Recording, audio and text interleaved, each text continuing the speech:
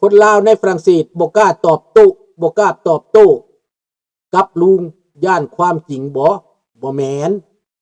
ข้าเจ้าก็ว่าบ่ได้ตามข้าพเจ้าไปสังเกตคนลาวในฝรั่งเศสนั่นบ่กล้าเว้าแฮงอ่ะนะเพราะรัฐบาลฝรั่งเศสเขาติดตาม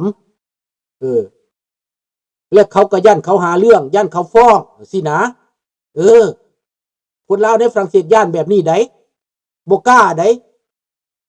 ด้ความจริงแล้วบ่กล้าได้บ่กล้าประเสริญกับรัฐบาลบ่กล้าประเสริญไหนบ่กล้าประเสริญเวลาทูตลาวเคลื่อนไหวก็บ่กล้าประเสริญเพราะว่าทูตลาวมีอำนาจมีบทบาทกับรัฐบาลฝรั่งเศสมีเองเตเรอยู่กับประเทศลาวมีเขื่อนน้ำเทินมีไฟฟ้า EDF มีผลประโยชน์อยู่กับลาวแดงดังนั้นคนลาวในฝรั่งเศสจึงบ่กล้าประท้วงถ้าข้าพเจ้านี่เที่ยวขึ้นห้องการมันทุกมื้อแหละข้าพเจ้าสิมาด่าทุกมื้อพุ่นแหละข้าพเจ้าบ่มักฝรั่งเศสก็ย้อนแนวนี้แหละเขาบ่มีสิทธิ์ส่งกลับเจ้าเป็นสัญชาติฝรั่งเศสแล้วเขาบ่มีสิทธิ์ส่งกลับ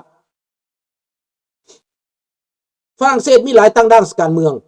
เจ้าก็ไปเข้าพรรคการเมืองที่มันเป็นตั้งด้านสิต่อต้านที่พวกอังตี้คอมมิวนิสต์ก็มีแต่ในฝรั่งเศสเห็นบ่ล่ะ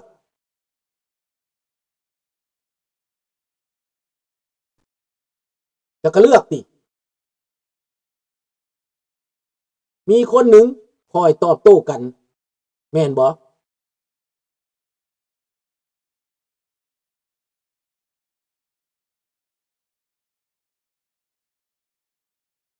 เขาบ่ถึงขั้นใช้นิวเคลียร์ดอกใช้ระเบิดบัก500ปอนด์บัก1,000ปอนด์นั่นนะใช้จีแดมมันนะก็เบิดแล้วในฮอร์มุซเนี่ยบ่จำเป็นอย่างหลายเนาะพี่น้องเอาซำนี้แหละมื้อนี้น่ะเฮาก็เห็นแล้วแหละการเมืองฝรั่งเศสนั่นเห็นแล้วข้าพเจ้าเว้ามาแต่ใดการเมืองสองแง่สองงามประเทศเยอรมันเขารวมอังกฤษเขารวมแล้วเขาเปิดให้ถล่มแล้ว